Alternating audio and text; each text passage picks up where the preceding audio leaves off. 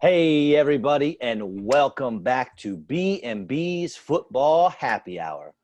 We are back. We are bearded, and as always, we are beautiful. I am Bobby with my man Brian. What's going on? Glad to be back for another week. You got it. As always, our beats are by Dunson, and we are here to discuss the week that was and the week that still is. Week 5, it's currently happening right now. We got the Bills and the Titans facing off as we speak, so we won't be able to break down that game for y'all, but we'll get every other game we've got. Sound good to you, Brian? Sounds good to me. Let's roll.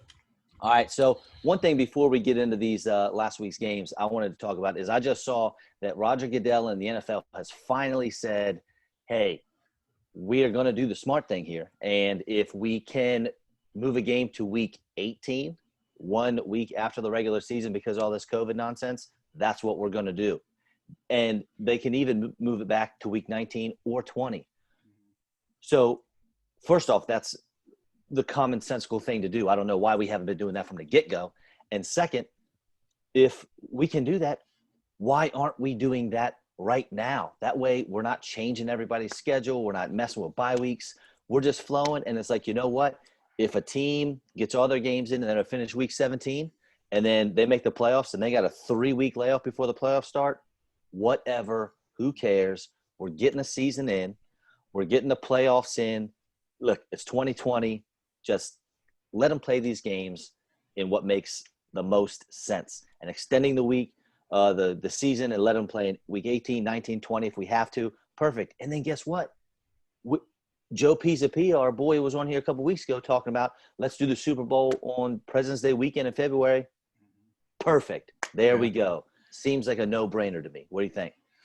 Yeah, I mean, I think they're trying to do their best to obviously get all the games in. I mean, I want them to, but I think it's going to be getting a little tough. I think, like you said, if they can move the games to the end of the year, I think they have some built-in weeks there at the end of the year. So why not just do that just to give everybody the peace of mind, I guess, because like you said, I mean, there's a game going on right now. It's a Tuesday night. I mean, I can't remember the last time I watched an NFL game on a Tuesday night. And I think it's working right now because these teams have bye weeks, but if a team catches, has another outbreak, like the Titans, like they can't give the Titans another bye week. So, I mean, they're going to have to do something. So, yeah, I think just moving the games to the end of the year is probably the best thing to do. And I wouldn't mind seeing the Super Bowl get pushed back a week or so. So that works for me. And I don't care. I mean, as long as they get the games in, I don't really care how they do it. But and people are going to say, well, it creates a competitive edge for a team that, so the Titans already had their bye week. Well, now they're going to have another bye week and they have to play, the extra week at the end of the season. Their guys are going to be extra rested after that second bye. Who cares? Yeah, it doesn't matter. Who cares? Just play the games. Anyway, it's like people looking for excuses.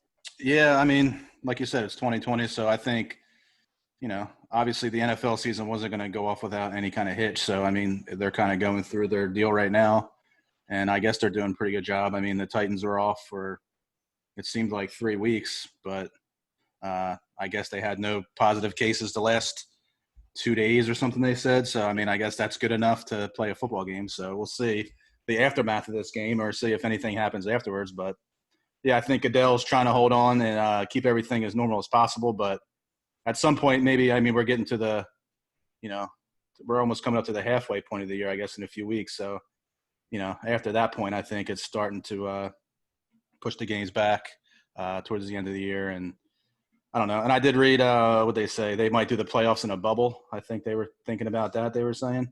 Good. They said that's fine. Send the playoff teams to like 2 locations. I think it was like Dallas and Vegas or something like that was the 2 spots. And I don't think people understand, well, if baseball can do it and basketball can play in a bubble, why can't the NFL? Well, look, a basketball team's got, 15 players on it plus a couple coaches. That's no big deal. A couple hotel rooms, you're good to go. Mm-hmm. A baseball team's a little bigger. You got 21, 23 players in the dugout, something like that maybe. Plus a couple coaches. Again, you got that taken care of. Football, we're talking with practice squad, we're talking 60 players. That's just players. That's not counting probably 30 coaches you got there too, and trainers and everything else. So it is just a whole different animal with football and the NFL. So the bubble during the regular season is I mean, darn near impossible. Yeah, Playoffs. We're talking what, 14 teams, right? 7 teams make the playoffs. I think so. That Yeah. that is more doable, especially if we're at 2 different locations. Yeah, I mean, I guess they'll figure it out. I don't know. They'll get all the games in. They'll make sure they get them all in, no Look, matter how they do it. But it's too much money, man. I keep yeah, telling you, it's too much. Billions of dollars with a B, billions. One game, if one game, everyone's like they were talking about this game currently being played right now. Well, maybe they'll just cancel it, and Tennessee will have to have a forfeit. If hmm CBS or whoever's got this game on right now missed out on all this TV money, there would be a huge uproar. This game's probably getting better ratings than the Game 6 of the NBA Finals did. You know what I mean? yeah, for sure. A Yeah, I mean, random Tuesday NFL game makes way more money than any other game in any other sport. yeah, I mean, I look at it. I was looking at the schedule now. It's tough to keep up with it, but there's no Thursday night game now. So this is ultimately like, I guess I'm considering this almost like a Thursday night football game, but I mean, I guess it's not. It's still attached to the prior week's games, but. So yeah, we're gonna go from Tuesday, and then you have to wait all the way to Sunday to get the 1 o'clock game. So it's Well, like, different. It changes every week, but they'll figure it out. Yeah, like you said, too much money, and yeah, I'm sure CBS. This game's on CBS, so I'm sure they don't mind having the only probably meaningful sports event on right now. I think there might be baseball playoffs, but like you said, the only meaningful sporting Yeah, I know there was a baseball game on earlier. I think there might be one on now, but I mean, event. I'm sure probably 4 times as many people are probably watching this football game than Easy, that easy. playoff game. Yeah. All right, buddy. First one: Bears and Bucks this past Thursday night. Mm. David Montgomery, he's not looking great, but with Tariq Cohen out, he's now getting a lot more catches, and that work in the passing game is going to help boost his value. He had 7 catches on Thursday alone, and dude, A-Rob is still a beast. Even though the quarterback play is shaky at best, Allen Robinson gets it done week in and week out. 10 for 90, I think. Uh-huh. I think there's Yeah. 19 PPR points all day. Yeah, he's a stud, man. I love Allen Robinson. He's good. Like you said, Foles and Brady pretty much had the same numbers. They both had almost right around 250 and 1 touchdown. So pretty pedestrian stats, I guess, for a QB this day and age. I But gotta yeah, tell you, what's go that? ahead. I was going to move on to Brady, and I was going to say, dude, my first words in my notes when I was taking down notes for the show is Brady is pedestrian. Mm-hmm. Pedestrian is the exact word I use. I know you're a Brady guy. You had a bold prediction. He'd lead the NFL in touchdowns, and look, man, he threw 5 touchdowns last week, but then he stunk up the joint on Thursday. Yeah. He's got 12 touchdowns on the season, but I think Mike Evans has 3 one-yard touchdown receptions. I know he has at least 2 because it happened the same game. If those 3 one-yard catches are runs, which most NFL teams will run when they're on the 1-yard line, then we're talking Brady's only got 9 touchdown passes, and he's only good against bad teams. He scored 22 fantasy points or more against bottom 10 defenses against a QB. But he's only had 14 points in one game and 9 points in another against teams that are in the top 10 against QBs. So he is a very, very matchup-based quarterback. And I know in your fantasy drafts, you took Tom Brady thinking he's with the Bucks. He's got all these weapons. He's my guy. But he is matchup-based 100%. Yeah, like you said, I mean, he goes 1 week with 5 to this week with 1, so it's just tough. I mean, I think getting Godwin back might help. Evans, like you said, he's pretty much just a red zone threat at this point. He's not really doing a whole lot outside the red zone there. But I don't know. I thought Ronald Jones looked pretty good, and that was pretty much it. I mean, Allen Robinson and Ronald Jones were the 2 guys that I really thought stood out in that game to me. Yeah, Brady and Foles just average. I guess Foles got the win, so he'll probably get another week as a starter, but I don't know how long he'll hold on.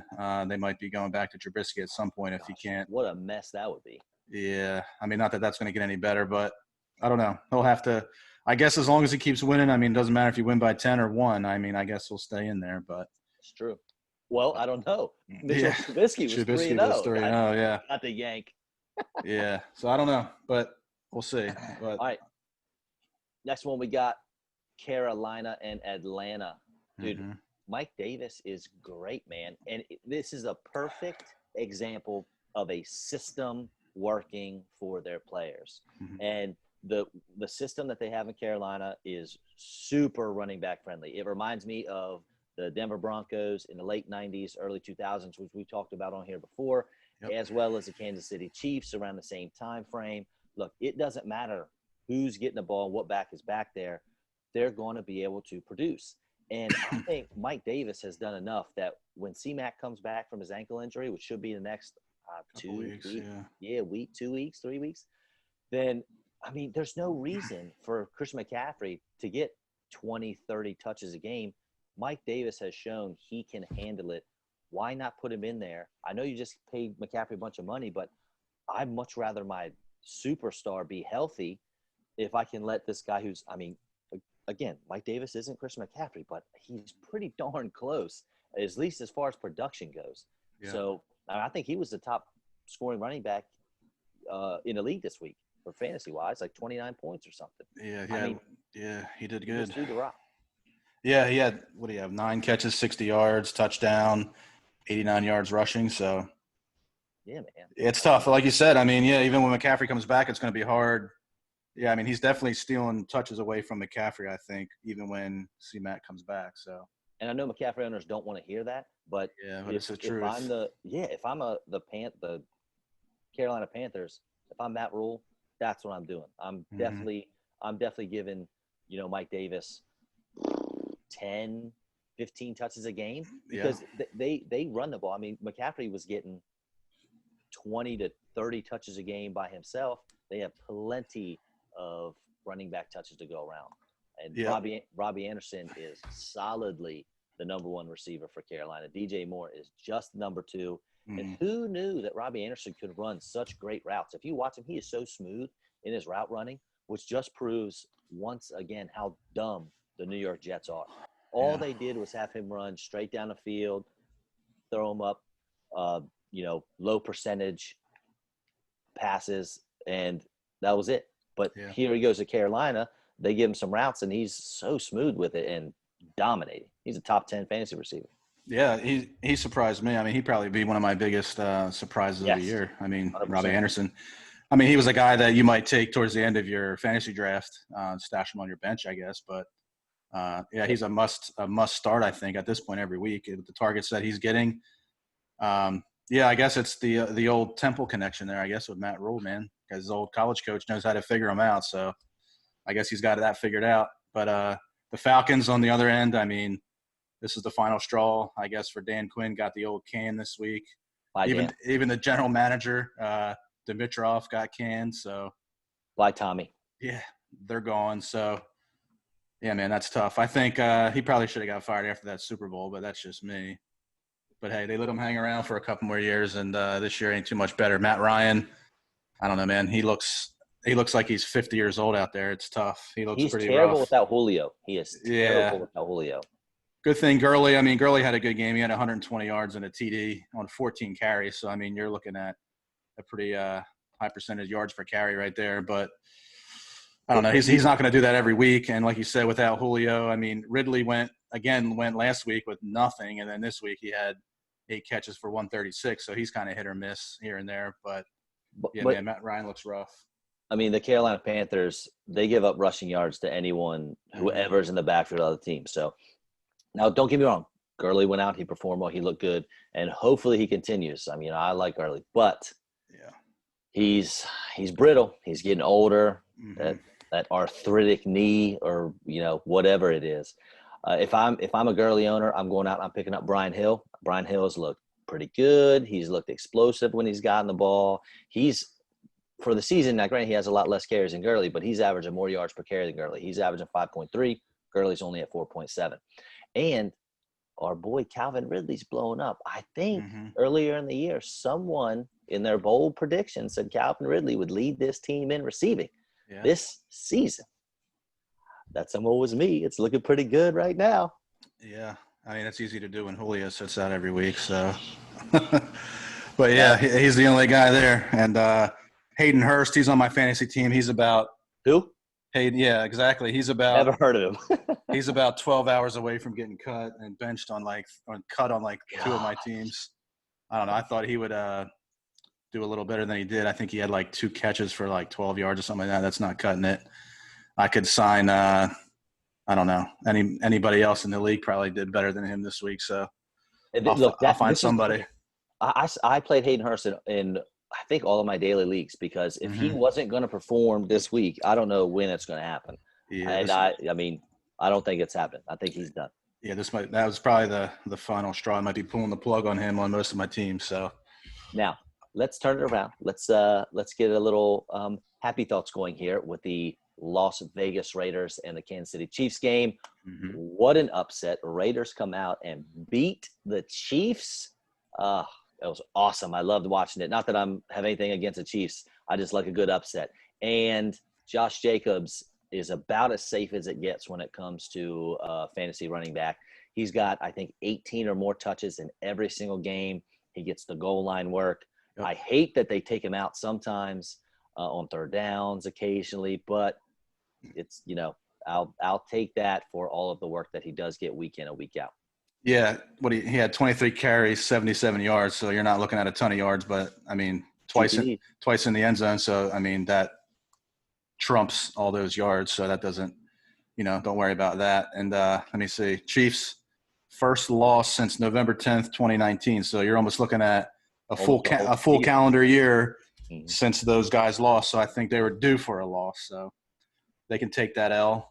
Carr, I thought, played pretty good, man. And Ruggs showed up. I mean, he only caught 2 passes, but he made the most of them, 118 yards and a touchdown. So, I mean, that's kind of what Ruggs is. He's that deep threat, and I think they want him to kind of be their, like, Tyreek Hill. So Ruggs worries me, though. I wouldn't start him as anything more than a flex. Yeah, I'm just saying it's just good to see him actually do something. Because, I mean, he had high expectations, and I think he finally showed a little bit of what he can do this week. So that's always good. I like seeing those young guys perform. I don't like seeing, these guys that to me, I like seeing young guys because these are the guys that are going to carry the league, in the next 4 or 5 years. So Ruggs, to me, could be like that next Tyreek Hill. So for him to catch that 72-yard touchdown means, he has the skills and maybe he'll start putting it together, building a relationship with Derek Carr, and maybe down the line, he could be dangerous. I mean, he could be like a Tyreek or maybe, like a little Deshaun Jackson or something like that back when he was younger. So, yeah, it's good. And Mahomes had another big game, over 340 yards, 2 touchdowns. The disappointing thing to me watching this game, I mean, Clyde Edwards-Helaire, just 40 yards on 10 carries. I mean, he did have 40 yards receiving, but he's only averaging about 9.3 fantasy points per game over the last 4 years. And this guy was a first-round pick in every league that I was in. And unfortunately, I didn't get him in any of my teams. I wouldn't have minded having him, but I don't know, man. To me, he's just not performing like a first-round pick. I'm kind of glad I didn't fall in line right there with CEH. So he's not really showing me much besides that first game against the Texans. Like you said, he was drafted high. He was drafted as a top 5 or 6 running back, most places. And before this week's games went down, I think he was the 14th ranked running back.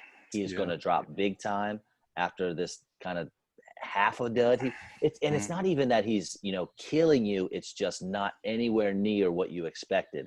I mean, you said, look, the Raiders gave up the third most fantasy points to running backs. The third most. They're giving up over 30-some points per game to running backs. It's like 32 or 33 points a game to running backs. You got to think CEH is going to eat, and it's just not happening. Now, I don't know if the goal line. Look, he is either the league's worst goal line back, or the Chiefs don't know how to block when they get down there, because this guy can't punch it in for nothing. So I had to go back and really watch film to see if it's the blocking schemes or if maybe the Chiefs aren't blowing anybody off the ball. It may be a CEH missing his holes, or I don't know, but it's not looking good. Yeah, and like you said, he's not killing you, but to me, he's just not doing enough. Right. From where he was drafted, I mean, he was probably anywhere from 5 to 8 or 9. I mean, picked in your first round of your fantasy draft. So, I mean, to me, those guys got to be scoring double digits every week, And I don't know, maybe he'll turn it on. We'll see. Maybe Andy Reid might turn on that screen game on. You never know. So, I'm sure he's not anybody you're going to bench, but I'd start maybe getting a little worried about some of these duds he's kind of throwing out. I mean, 80 yards against the Raiders and a couple catches, 3 catches for, and then 80 total yards. This is not enough for me. Now, Sammy Watkins owners, he's probably going to be out for a couple of weeks. I think it was a hamstring. Didn't look very good. If so, get out there, pick up Mecole Hardman or Demarcus Robinson. I mean, Watkins got 29 targets, so they're going to go somewhere. If it was me, I'd probably gamble with Hardman, but either one of those guys could end up getting you 4 catches for 112 yards and 2 touchdowns, or 1 catch for 11 yards. So it's a gamble. Me personally, I'm not going to go touching either one of these guys, but if I had to, I would go Hardman. But that's just I think Hardman is a Tyreek Hill clone almost, obviously a less productive one, however. But yeah, those guys are hit or miss. So yeah, I mean, if you have to, yeah, I guess I'd go Hardman as well. But I'm not too excited to put either one of those guys in my lineup. So all right, well. Finally, Kenyon Drake and the Cardinals are facing the Jets. This is going to be the game he breaks out. And just like CEH, he continues to disappoint. He did score a touchdown, so that is great. But he still only had 1 target. Yeah. 1. Why are you not throwing Kenyon Drake the ball? And then as soon as Chase Edmonds stepped on the field, I mean, I'm telling you right now, Edmonds is a better player than Drake. And Drake owners – look, I know you don't want to hear this, but he is close to being benched or at least taking a back seat to Edmonds, because Edmonds looks good every time he gets the ball, whether he's rushing or receiving. He's a stud.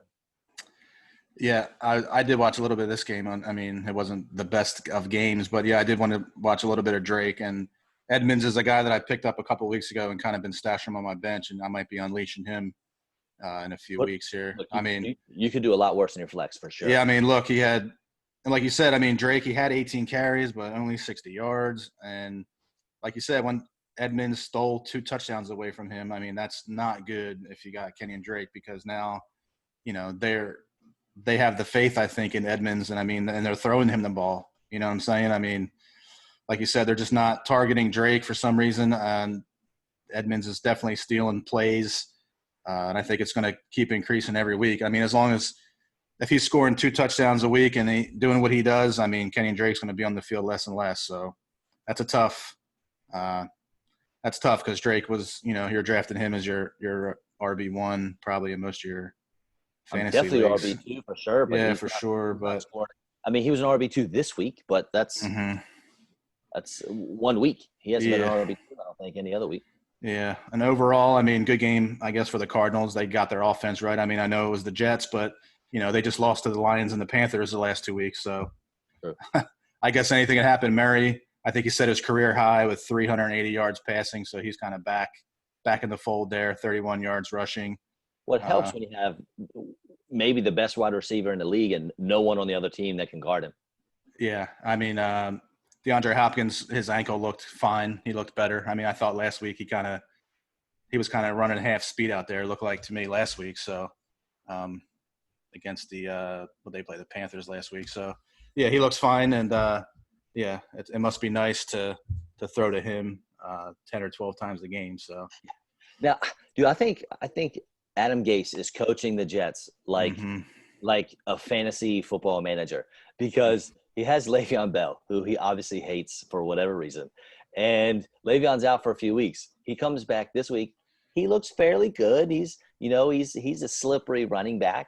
And as soon as the game is over, I don't even think the players were in the locker room yet. And he's calling up teams trying to trade Le'Veon Bell yet again. It's like as soon as he gets a glimmer of hope, like maybe I can get something for this guy, boom, let's do it. Let's get him out of there. So obviously the Le'Veon Bell trade rumors are swirling and running rampant.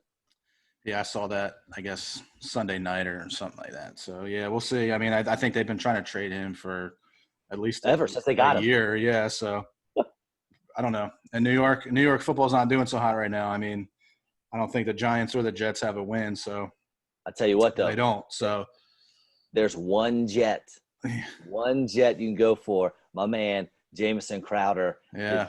He's not great. He's not big. He's not fast.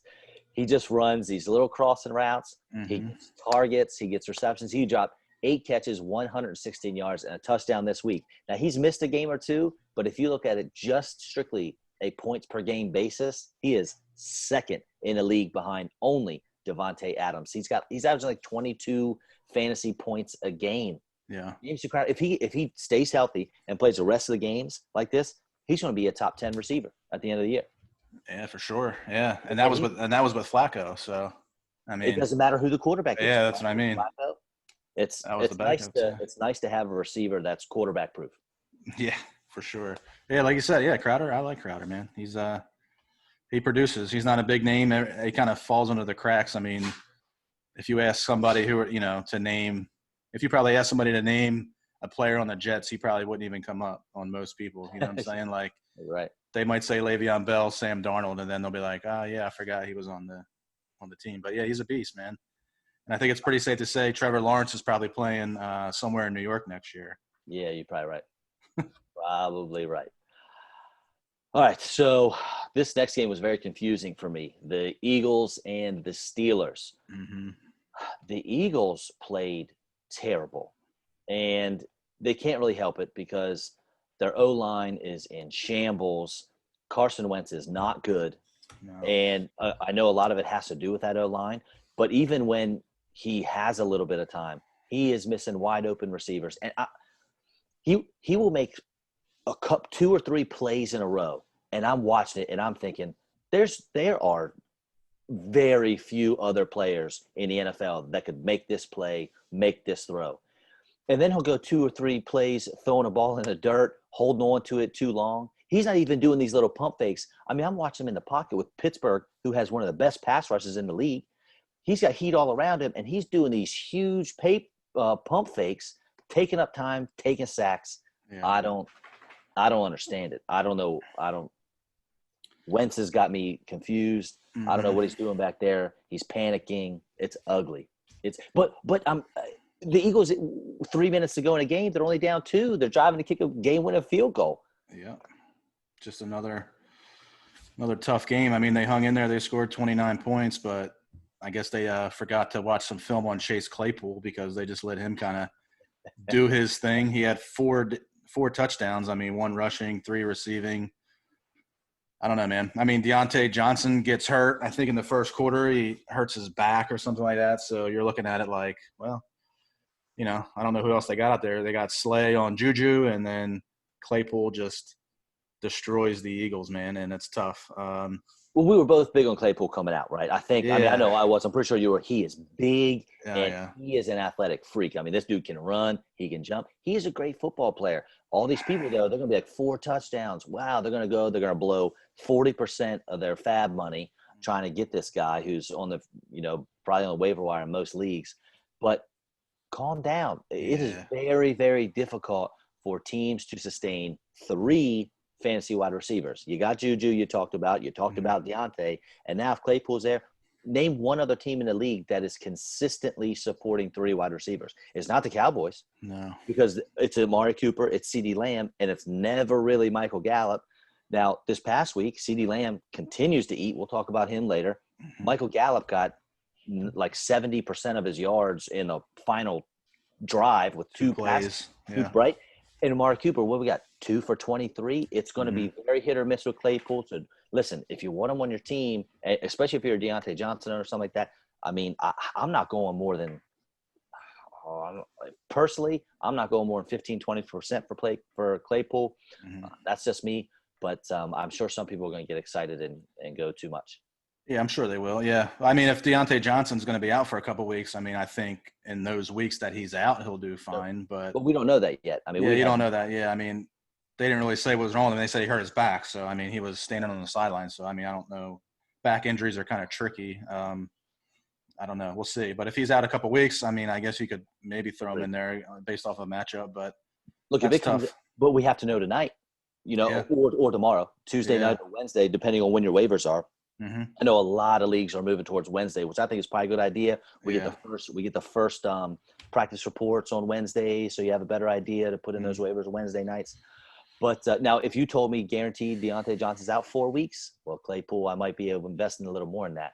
Yeah. But dude, I'm telling you, Zach Ertz, he's done. Bench player for me. I mean, I know you can't bench Ertz. You can't do it unless you took Ertz early and, Jonnu Smith or somebody late. But he is there. He's not getting the targets. He's not getting the looks. He's not getting the catches.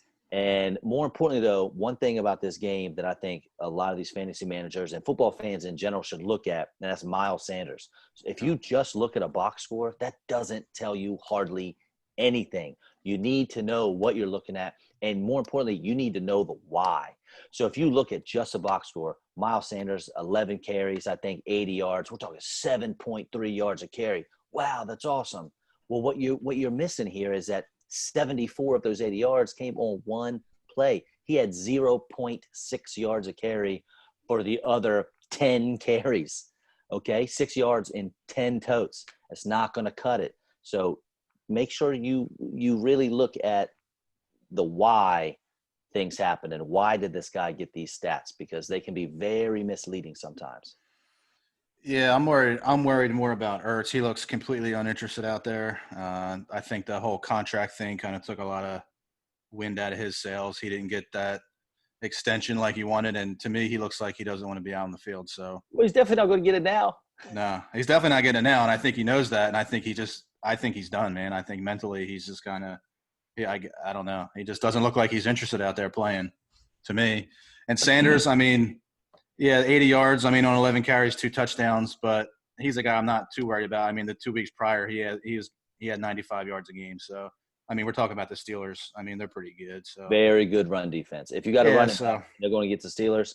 Good luck. And same other way around. Eagles, they almost always have a good run defense as well. So this was an easy fade for me as far as James Conner went. I didn't start him anywhere. No, I don't even have Conner, but yeah, I probably wouldn't have put him in because the Eagles do play pretty good against the run. I mean, the only thing that worries me about Sanders is, I mean, they got another tough matchup this week against the Ravens. So, I mean, they're another pretty solid defense. Eagles have a tough schedule. I mean, unless you're playing the Giants, Cowboys, and Redskins, and I mean, all the other games, I mean, they're all tough teams. I mean, it's tough. So, he's not somebody I'm too worried about right now because to me, he's one of the only guys on the offense that could break a run like he did or just make a play. I mean. Travis Fulgham. So here's the deal. Before Fulgham, yeah, man. Last thing for this game. There's just a lot to unpack here. But Fulgham dropped, 10 catches for 152 and a touchdown? Yeah. All right. He's bigger. Greg Ward was a go-to guy. Well, Fulgham is bigger than Ward, and I think he ran a 4.58 40, so he's not real fast. But I think Wentz likes those bigger guys. Alshon Jeffrey was always, Wentz's sippy cup, someone he could rely on, and Jordan Matthews a little bit. He was a bigger, taller guy. I guess he used to throw to him a lot. So right. So I'm not, again, just like Claypool, I'm not going to go blow a bunch of my fab on this guy for blowing up. 1 week he did play okay last week too. I think he had a 50 some yards receiving and a touchdown. Yeah. However, if I had to lean one way, I would lean Fulgham over Claypool because I think, once Deontay Johnson comes back, he might not miss any time at all. I think he's supposed to practice right away. Then, Fulgham might not go anywhere. He might still have a role in that offense because Deshaun Jackson, we just cut him, get him out of there. But we'll see. Yeah, I mean, I would rather have Fulgham over Claypool at this point because, I mean, as of right now, he's the number 1 receiver on the Eagles. I mean, he was probably targeted a dozen times or 12 or 13 times. I mean, when you got Goddard out and you have Deshaun and Alshon Jeffrey still out, I mean, with him and Greg Ward, with those receivers that they rolled out there last week, I mean, he's clearly was the number 1 receiver out there. So. I'm not starting anybody against the Ravens. No, not next week. But, yeah, I mean, he might be a guy you could stash on your bench. And then he is a former teammate of our former guest, Ray Lowry, for 3 years at Old Dominion. So right. I'm sure Ray probably has a good Fulgham story here and there. We might have to get him back on. All right. Next one, the Rams and the Washington football team. The Rams, they ruined themselves in every level of fantasy. So they have great receivers that they could throw the ball a lot, but they're leaning on the run. So that eliminates Jared Goff because they want to run. Mm-hmm. They would rather run than throw, even though they could. So Goff, you're out, can't start you. Now that Cam Akers is back and looked pretty good, you got a 3-headed monster in the backfield. So can you trust Malcolm Brown, Darrell Henderson, and Cam Akers? No. Who do you pick Who knows? I'm out on the backfield. Then we got receivers. Is it going to be Woods? Is it going to be Cup? I have no idea. Nobody knows. This week, they have basically the exact same stats. Woods got the touchdown this week. It could happen again next week, but Cup could have the touchdown. No figuring that out. I want to stay away from that if I can. And then you get to the tight ends. Mm-hmm. Tyler Higbee was a top probably 7 tight end being drafted, and he's talented. I mean, he's on the field all the time. He's a great blocker too, so they keep him out there most of their snaps. Here comes Gerald Everett for 4 catches for 90 yards. They kill each other and their own teammates as far as fantasy is concerned. Now, it's great for real football, don't get me wrong, but I don't want anything to do with any Rams players because there's no way to tell who it's going to be week in and week out, and don't let anybody tell you different. Yeah, Henderson's a guy. I started him, what was it, last week? He didn't do nothing. Week 3, so I sat on week 4. I mean, of course. And like you said, but he gets the 15 carries, so he gets, the majority of the workload, scores the touchdown. I mean, he only had 38 yards, but I mean, he still had the touchdown. So yeah, it's tough. And like you said, I'm a Higbee owner in probably 2 out of my 4 or 5 teams that I got. And I don't know, he's a guy that I'm looking at now that might not be starting from here on out. I don't know. I mean, it's just tough. I'll have to look into that, but it's not as easy of a decision as it was early in the year. I mean, you would think Higbee was going to roll out there and kind of do what he did at the end of the year last year. And now we're getting some Gerald Everett sightings here. So that's definitely not good. When you're producing at 4 for 90, I mean, you got to think next week he's going to get a good look. He's going to get some targets. So it's taking away targets from Higbee, man. So it's tough. And I don't know. I mean, I'm still not sold on the Rams. I mean, they're beating up on teams in the worst division in football. So we'll see. We'll see how they do. I don't know, come when they start playing some division games. So possibly the worst division in the history of football. Yeah, I mean, I think they've beat the Redskins, the Cowboys, and the Eagles. So beating up on the poor here. So the only takeaway I got from the Redskins is that Terry McLaurin is probably going to be hurt because there is no more Dwayne Haskins. Last year for me, McLaurin was one of the easiest calls I made. I was way higher preseason and beginning of the year on McLaurin than anybody else I know. Yeah. But for me, it made a lot of sense because they just played 4 years together at Ohio State. They have, that connection already. So I saw that from a million miles away. And obviously that's exactly what happened once Dwayne Haskins took over. McLaurin took off and was dominating even again this year. Now that Haskins is benched, I don't know. I would be Scary Terry is a little more scary to me if I had to put him in my starting lineup. Yeah, that's tough because, quarterback situation is not too hot there in Washington. So, and he had a rough week this week. I mean, he was going up against Jalen Ramsey, man, and he kind of gave it to him. So, I don't know, 3 catches, 26 yards against Ramsey. So, I don't know. I mean, you got to play the Eagles again, so you got to figure Slay will probably be on him. And I don't know. I'm sure they have a few other tough matchups. But, yeah, with either Alex Smith or Kyle Allen in there, I mean, I'm not too excited to be putting old Terry out there on one of my fantasy teams. So, right. Yeah, he's probably going to take a big dip, I think, without Haskins. I'll tell you what, though. I mean, I'm not going to pick him up, and I'm not going to start him, I don't think. But J.D. McKissick is the pass-catching back for Washington. They should be in a lot of negative game scripts. And I know Kyle Allen dumped the ball down a lot for Christian McCaffrey last year under Coach Ron Rivera. So I could see Kyle Allen. I mean, I think McKissick had 7 catches just this past week. So if you're hurting at running back and you need someone, McKissick's not a bad dart throw. Mm-hmm. Yeah, he wouldn't be bad out there. I think he'll have, 4 to 7 catches a game, you would imagine, just on checkdowns. I mean. See that for sure. Yeah.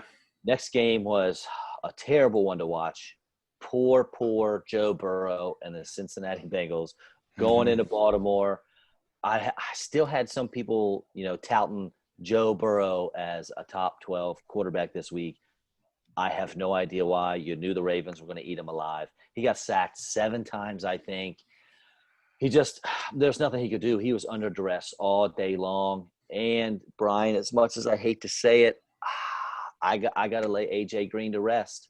I can't hold on any longer. T. Higgins is better than A.J. Green is right now. He's the new A.J. Green. And Tyler Boyd's still there. He's still the number 1 receiver, even though he comes out of slot a lot. He's going to get a lot more looks from Burrow, a lot more targets.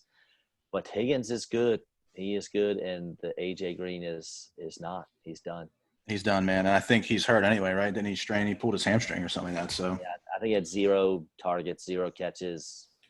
yeah, and I mean, it's just tough, man. Because I'm a Mixon owner in a few of my leagues, but he had 24. I mean, he got the work, and he only had 59 yards. But I like the 24 carries. I mean, you're not going to play the Ravens every week, so Opportunity, man. yeah. Opportunity. And he had 6 catches, so you're looking at 30. 30 touches right there. I mean, I'll take that. When you're getting 30 touches a game, 25 to 30 touches a game, I mean, you're going to have those games like he had the other week where he blew up for like 42 fantasy points. So good things will happen. Yeah, good things will happen. And like you said, Burrow, man, he's a rookie, so he's in there kind of taking his licks. Yeah, he'll bounce back. But man, I'm loving some Justin Herbert. I know we'll get to him soon, man. But calm down. Me too, buddy. Herbert just looks like a stud, man. I don't know. Burrow's still great, though. I mean, he'll be good in this league. But and Lamar, I mean, he kind of just did his thing out there, like nothing crazy. 180 yards. Yeah. I mean, he only had like a 54% completion percentage against the Bengals. Yeah. It wasn't great. He's not his old self. And another bold prediction from someone said Lamar was going to fall off big time this year. Yeah. I mean, he's fallen off a little bit. Good, my friend. We'll see. Yeah, I mean, he's fallen off a little bit, but it's just like, I don't know. I mean, I guess when you're playing the Bengals and you're up pretty much the whole game, I mean, I guess, maybe I don't know. Maybe something – I don't know. I'm just saying when you're playing them teams, maybe he's not out there trying to run and light the world on fire. I don't know, something like that. But to me – play down competition too. Yeah. You're just kind of out there like they like put – those teams put you to sleep, and then you're just out there kind of going through the motions and just doing what you can because you're pretty much going to win. And I don't know. Maybe they got a little snap him out of that maybe. But I know they're playing the Eagles this week, so – Well, he didn't look good against the Chiefs either. Yeah, he didn't. Yeah, and he's kind of scared of the Chiefs too. He came out and said they're kind of his kryptonite or whatever the heck he was saying. So, way to really breed confidence. Yeah, for sure. That's probably not something good to say, but yeah, I'll take another 19 at 37 for 180 yards against the Eagles next week. I mean, if I can sign up for that right now, I will. But ain't happening. We'll see. Yeah, he'll probably go off next week. And then I did watch a little bit of this game, and I'll have to give a big shout out to the CBS guy who kept calling him Lamar Murray the whole game. So that was pretty interesting to call the MVP. He was calling him Lamar Murray for like half the game, and I was like, I don't know how you get a job on CBS and you can't even get Lamar Jackson's name right. But hey, that's another story, I guess. So a couple more things with this one, Lamar. You got to be saying Lamar. Mark Ingram. Had 11 carries, I believe, which was also the most by any running back in a game this year for the Ravens, which is crazy with how much they run the ball. Hollywood Brown, Marquise Brown, he's getting more consistent. So I'm starting to trust him a little more. But Mark Andrews, even though he had a nice game, I still cannot trust him because his consistency, unlike Marquise Brown, he's all over the place. In the 5 games they played, Mark Andrews has 5 catches, 1 catch, 3 catches, 3 catches, and then 6 this past week. And I know one of those 3 catch games, 2 of them were touchdowns, but that's so fluky. That's an anomaly. That's not going to happen. So I don't know. Mark Andrews, he was drafted as a top 3 tight end. It was Kelsey, it was Kittle, and it was Mark Andrews most places. And I'm just not seeing that consistency from him. I'm a little worried.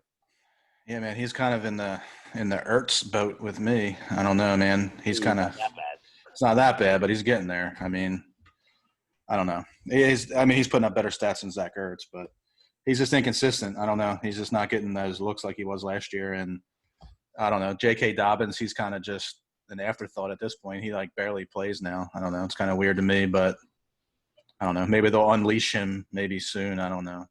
So I don't think another game annoyed me more as far as fantasy goes than the Jacksonville-Houston game.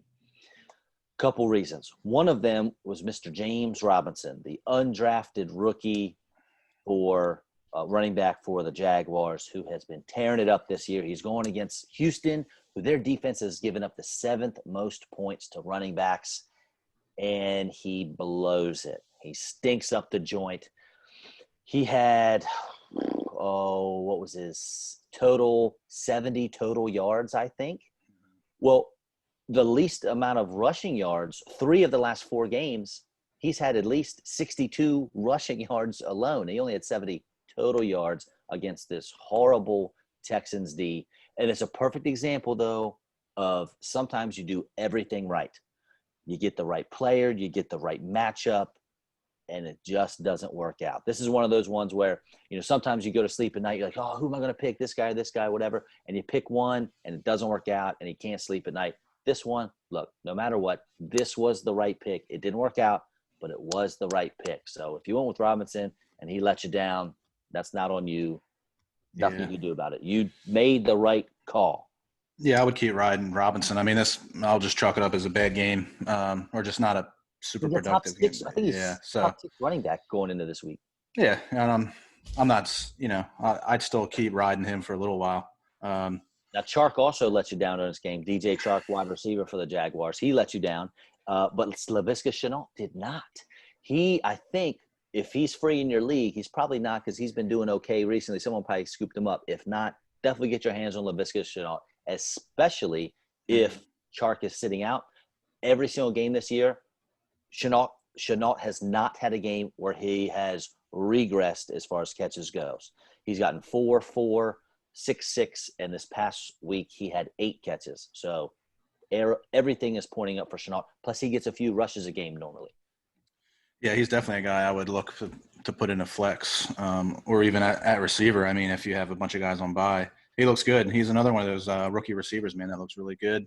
Rookie receivers are looking way better than rookie running backs. Mm-hmm.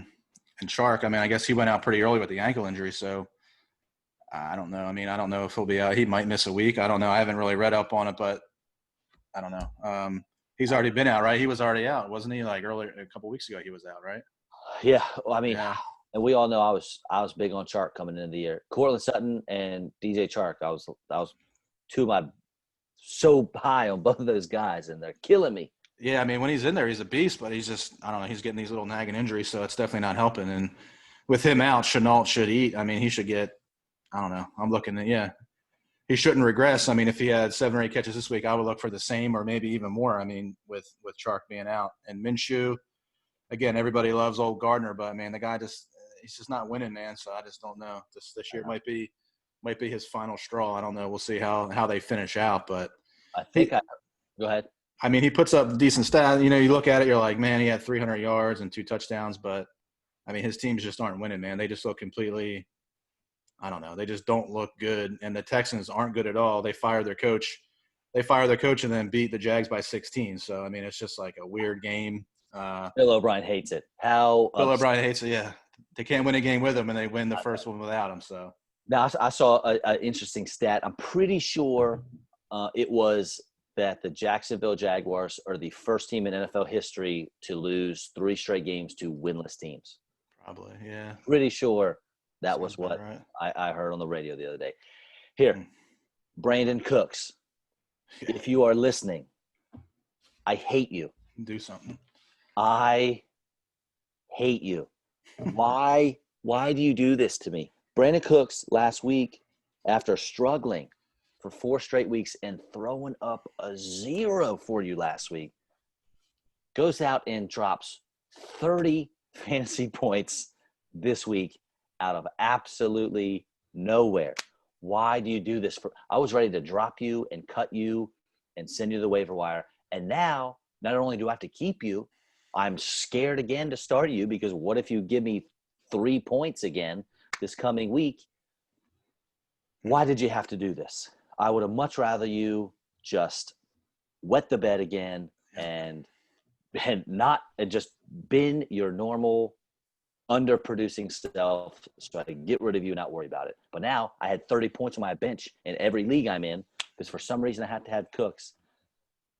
Yeah. Whew, sorry. Thank you for letting me vent.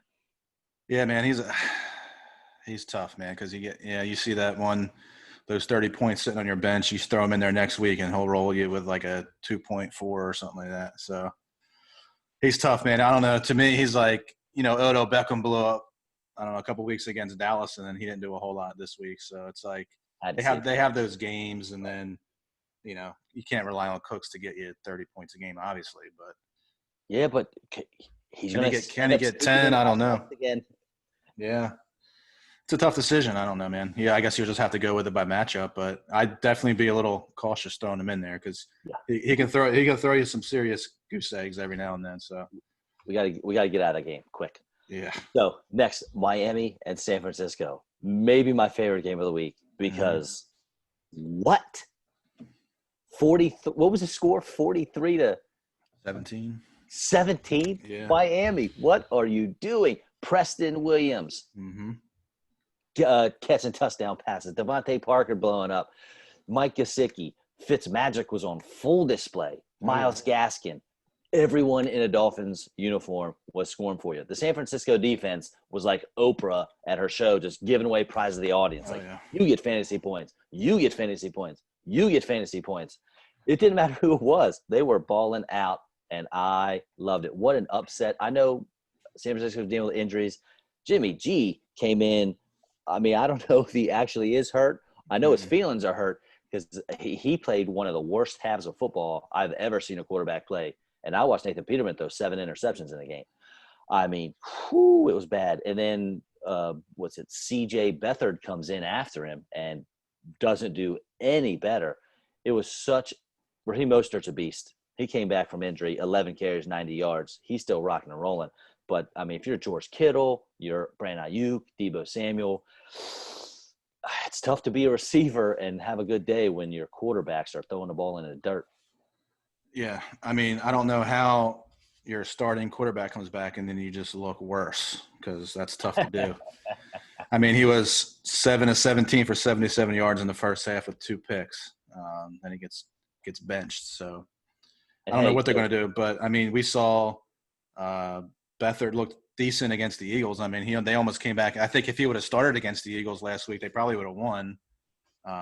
But, yeah, he didn't look any better than Garoppolo did this week. So I don't know what to think about him.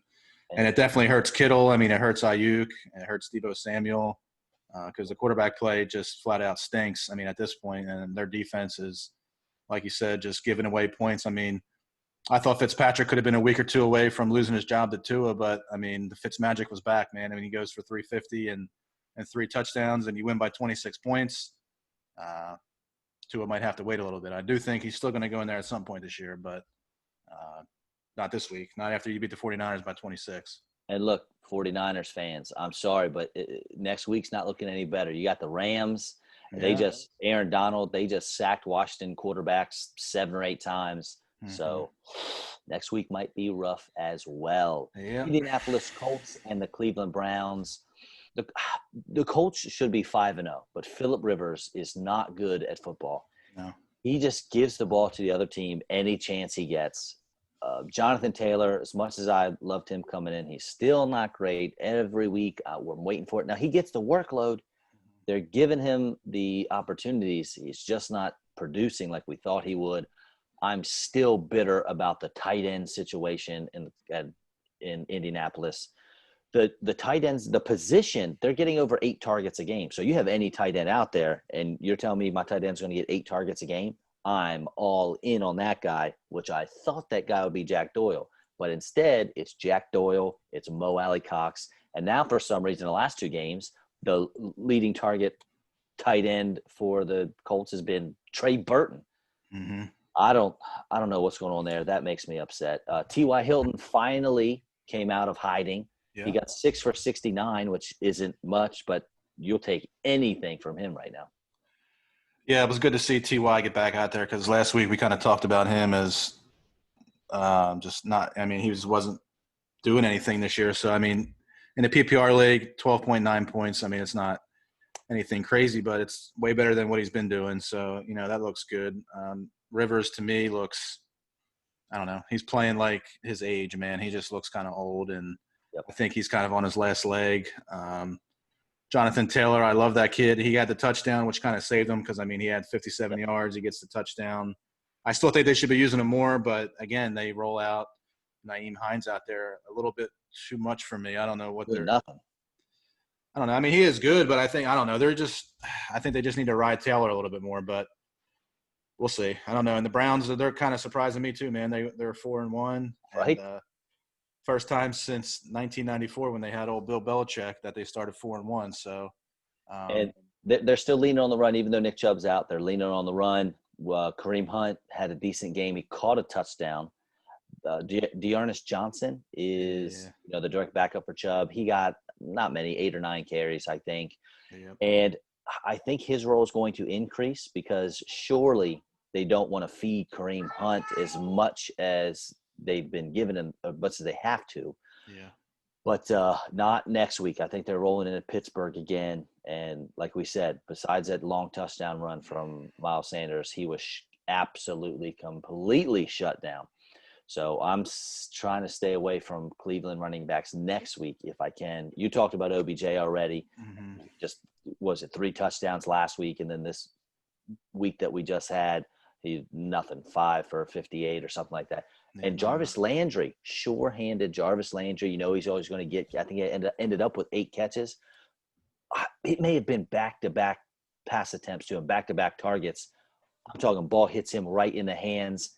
It couldn't have been a better pass, either one of them, and he just straight dropped them. So for me, it's hard to trust any pass catcher in a Cleveland uniform. Yeah, and like you said, next week's matchup doesn't get any better against the Steelers. I think they're going to have to ride old Baker next week, and he's hurt, man. He had that rib injury. I think he needed x-rays or something like that on his ribs, so he might be a little banged up.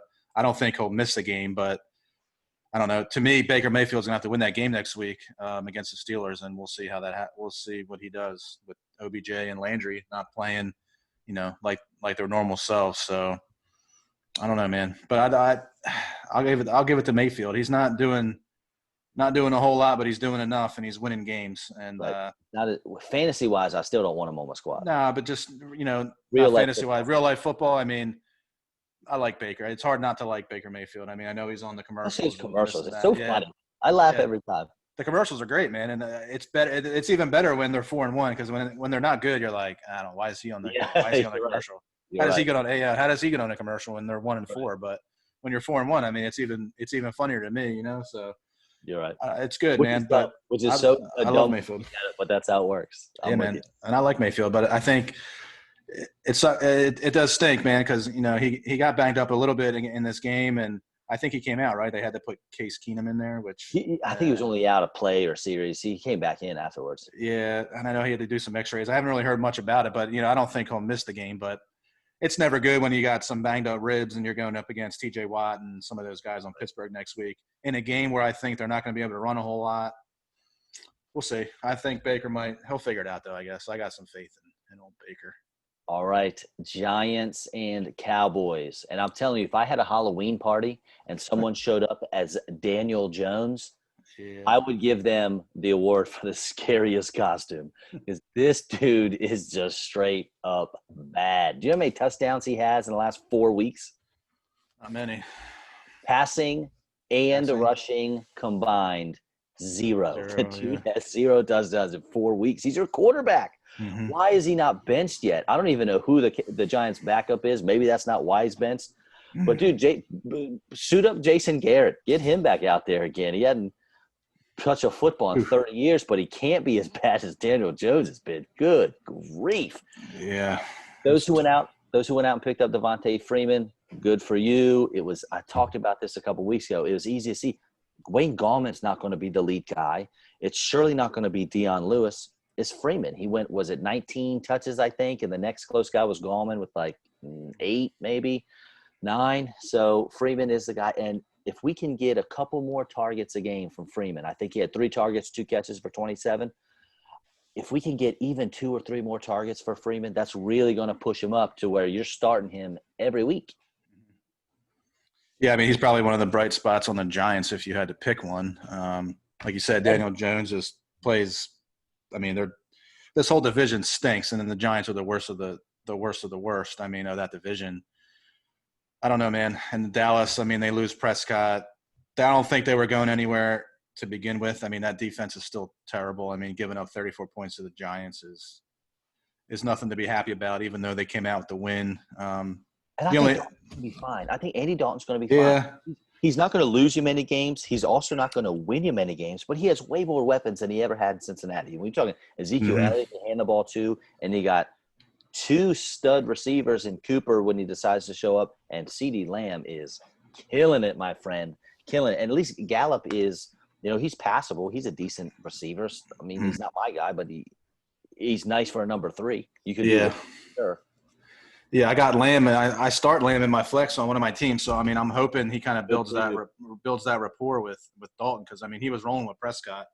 I mean, look, Prescott was on pace to have like 8,000 passing yards this year. I mean, it's crazy, but he gets a tough injury. And like you said, I mean, Andy Dalton, he's probably the best backup quarterback Dallas has ever had, because I mean, in years past, it was like Kellen Moore and Kitna and all those guys. I mean. So they actually spent money on a backup quarterback this year. I mean, I guess they get some production out of Andy Dalton this year. And I mean, to me, I'm more excited about, Zeke. I mean, they lean on Zeke a lot, and I think they're going to lean on him even more. And he's a guy that I got on a few of my teams. So, I mean, I'm looking for, he had 20 carries, but I mean, I'm looking for 25 and up maybe. So could not agree more. So, yeah, I mean, I'm not a Cowboys fan, but fantasy-wise, I'm happy because I got Zeke, and, I mean, I think he's going to eat even more, and I don't know, just that defense. I mean, just anybody in that division, I mean, it's just they're not going anywhere. I mean, somebody's going to have to win a division, but, I mean, that's going to be an easy game for that team, that wild card team that plays them. I mean, it's just tough. I don't know. You hate to see him get hurt. He was on pace for a ton of passing yards this year, and I have Lamb, so I was loving that connection right there. And but yeah, Dalton is a serviceable guy, man. So I think once he gets his legs back, I think he'll be all right. I mean, he hasn't played in a little while, so once he gets out there, takes a few hits, I think he won't do as bad as, I don't know. He's not going to be the worst quarterback in that division. I'll say that. Right now. One game that was a fantasy letdown, I think, as a whole, not individually we were good, but as a whole, was the Minnesota-Seattle game. Justin Jefferson was another guy like James Robinson. You did everything right. The Seattle Seahawks were giving up the most fantasy points to wide receivers, an absurd, I think it was 68 points a game to receivers going in. That the Vikings receivers between Thielen and Jefferson, you knew they were going to go off. And Thielen held up his end of the bargain. Justin Jefferson didn't. And especially after having back-to-back 100-yard games, you really thought Jefferson was going to blow up. It didn't happen, but again, that's one of those, nothing you can do about it. Dalvin Cook played well, but he's hurt now. Always an injury risk with Dalvin Cook. So those who own Alexander Mattison were smart enough to pick him up. Good for you, because you are playing him immediately. Get him into your lineups for every Minnesota game that Dalvin Cook misses, for sure. Yeah, if Cook's out this week, you look for Madison to have 20 carries, I would imagine, 18 to 20 carries probably. He's a guy that you need to roll in there every week if Cook's out.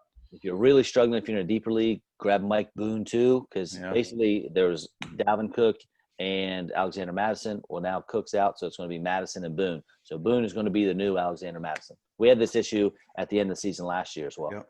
Yeah, and this is a game, I mean, what was this Sunday night football, right? So yeah, I started watching it. I had Russ as one of my quarterbacks, and I'm like, you were worried. At halftime, I was like, I'm going to bed because I'm not winning this week. So second half saved you. Those 58 rushing yards. I went up to bed, man. I was brushing my teeth, like my phone lit up, and it was like, starting the third quarter, I was like, I'll give it a couple more minutes, and then Russ started cooking, man. So he's the MVP, I think, so far, through 5 weeks.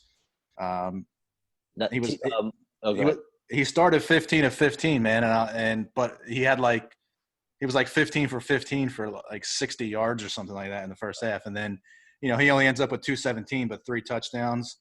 And I mean, to me, rushing yards, those are big for a quarterback. Yeah, he had a couple good scrambles in there. I mean, made some plays with his feet, threw some passes on the run.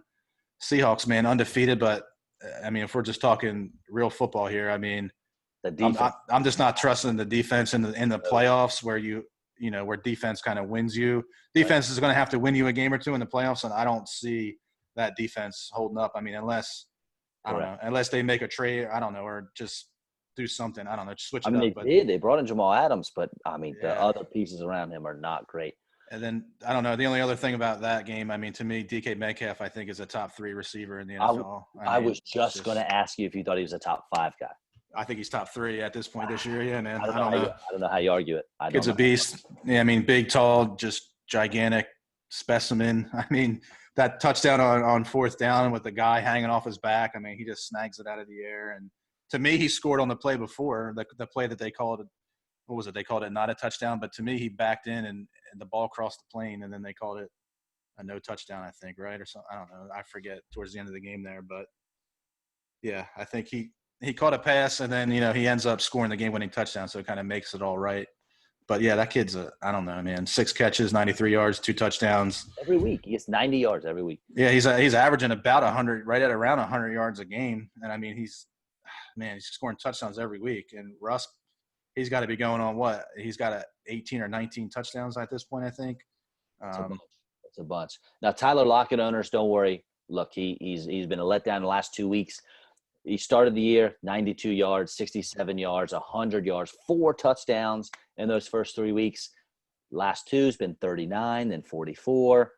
He'll be just fine. He's gonna come right back for you. So don't worry. Yeah, Russ will get him back in the mix. I mean, he might be leaning on Metcalf a little bit right now, but yeah, I think Lockett will pick it up throughout the rest of the year. And I mean, as far as Vikings, Cook's out. Obviously, that hurts. Thielen, I thought, had a pretty big game. I mean, he had 13 targets, so 80 yards, 2 touchdowns. Kind of Jefferson, like you said, was pretty quiet, and he's a kid that I picked up, I guess.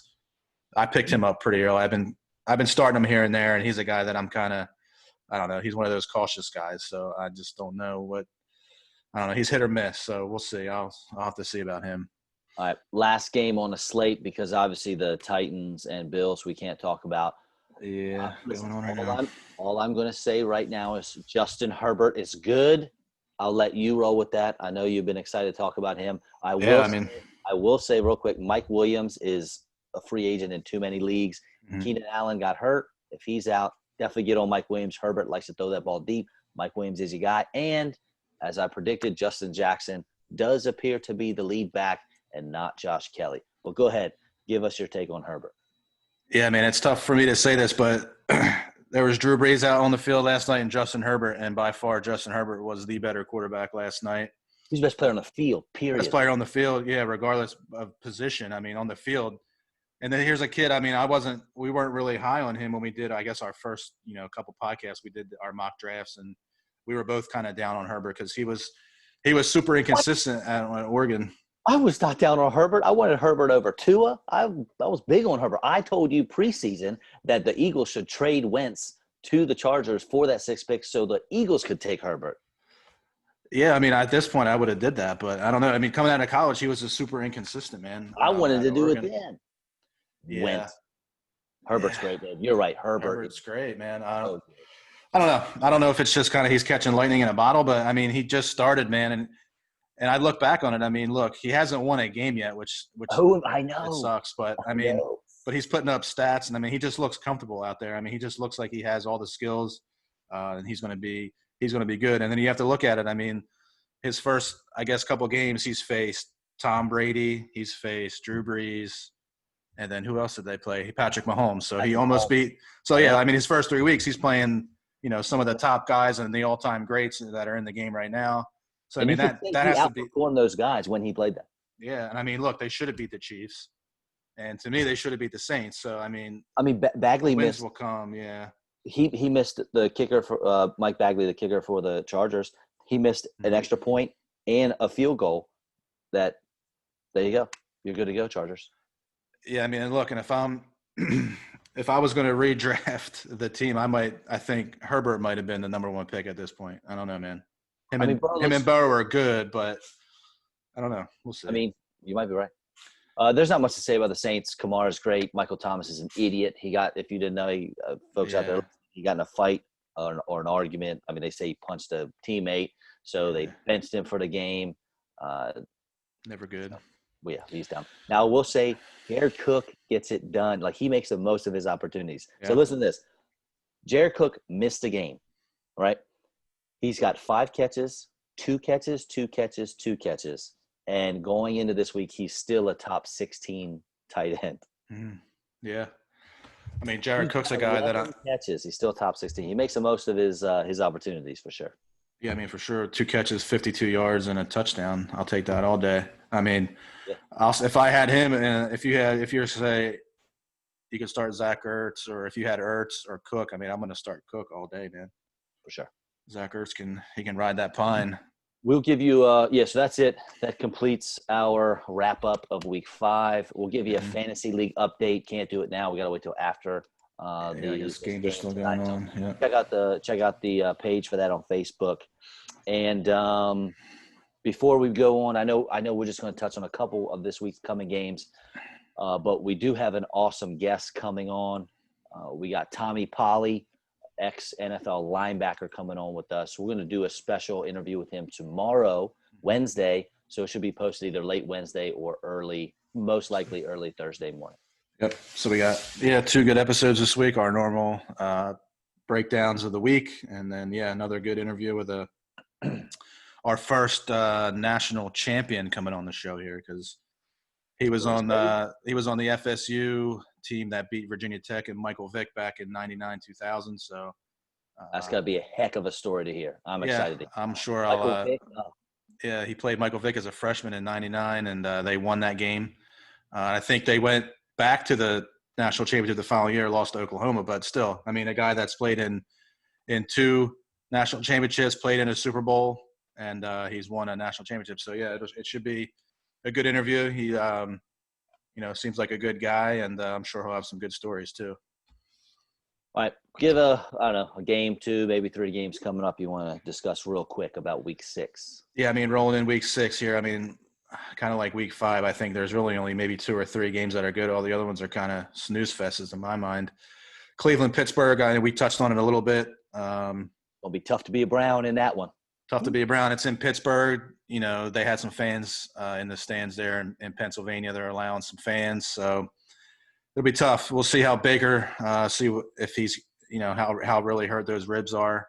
I think they're going to have to lean on him to win this game, because it's going to be tough to run on Pittsburgh. So, should be a good game, though. I mean, 2 teams with, Pittsburgh's undefeated and Cleveland's 4-1. So by record, I mean, it's going to be a good game. On correct record, it should be a good game, but I'm not sure it will be. Yeah. We'll see, man. I think if they had Chubb, it would definitely be a lot more exciting, but, he's hurt, so we'll see. Let's see, next one. I mean, in my mind, Green Bay at Tampa Bay is a good game, just because you get that Aaron Rodgers versus Tom Brady matchup. You don't really get to see that too often, so you don't know right. how many times you'll see it again. So, watch it while you have it, and it should be a good one. Don't get too excited, because when Aaron Rodgers gets ticked off, he gets out there and he performs. He's been annoyed all year, and he's been killing it, even with Devontae Adams out. And the Packers defense is middle of the road-ish. I think they give up the 18th least fantasy points per game to quarterback.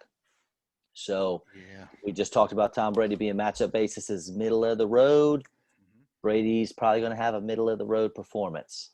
We'll see. Yeah, it's going to be a tough game. Yeah, I'll tune in. It's a 4:25 game, so I think there's only 2 4:00 games this week. It's kind of a weird schedule. There's 2, 4, 6, 8, 9 1:00 games. No Thursday night game. 2 4:00 games, and then you have 2 Monday night games again, and then you have the Rams 49ers Sunday night, which should probably be another Rams win with the 49ers. But another matchup, I guess, Monday night, Kansas City at Buffalo. I know Buffalo's kind of laying an egg at this point right now, but it's still a good game either way. Buffalo, I mean, if they lose to the Titans tonight, they're still only going to have 1 loss. Kansas City just lost the first game, so you're looking at a game, 2 1-loss teams. So that's going to be a good one. That's the early Monday night game, 5:00, and then you have Dallas and the Cardinals there, I guess at 8:15. So there's going to be some serious points scored on Monday. Yeah, man. And for sure. Buffalo's defense is damn, man. I thought they were a little better than they are. They're kind of getting beat up right now against the Titans. So we'll see. But Mahomes should, get back on pace with another big game, I'm sure. So, and then you got some buys. You got Vegas. So you got your Josh Jacobs owners. He'll be out. You have New Orleans. So, if you're starting Breeze or Kamara, all those guys, they're out. My boy Herbert's out this week on a matchup he should have had against the Jets. Man, that would have looked real nice for me this week, but that game gets pushed back. So now it's Fitzmagic, right? The Dolphins. Yeah, man. Now it's Fitzmagic. I might have to scour the waiver wires for Fitzmagic. And then you got Seattle on a bye, so you got your Russell Wilson, Metcalf, all those guys, Carson. They're all going to be out. So pretty big week, I guess, fantasy wise for your bye weeks. There, you got some of your top guys sitting out this week. So hopefully you have a good bench. Got to make it happen. Hopefully you got the good bench. It's starting to it gets interesting now. Once you start hitting those the bye weeks, I guess after the first couple weeks. That's when you start making some tough decisions, and either you love fantasy or you hate it. And most weeks this year I hate it, so it is what it is. The worst. Yeah. All right, man. Great show.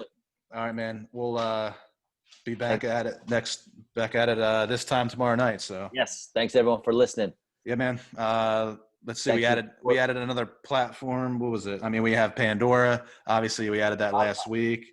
Spotify, Pandora. Yeah, they're the two newer ones. So I've had a lot of folks say who have Spotify, like they really enjoy it because I know, like I'm in the kitchen cooking dinner or something, I can just say, "Hey Google, play B&B's Football Happy Hour," and boom, there it is. Yeah, that's pretty awesome. Especially since we've only been doing this, I guess we're going on around six months, so we're not even half a year into it, and you get to see some of your stuff on Spotify. It's a cool deal. And the Facebook page is growing. We get a lot of good back and forth on there. A lot of people posting, keep posting your lineups and your questions, and it's just good to see everybody's opinion. That's been great, I think, and we're ever so close to our 1,000 person mark. I think we're 960 now, so I think we're adding about 20 people a week, man. So maybe in a few weeks we'll hit that plateau. So we'll see. But all right, brother, keep it going. All right, man. I'll talk to you next week or tomorrow. So thanks everyone for the support. Yeah, man. See you tomorrow.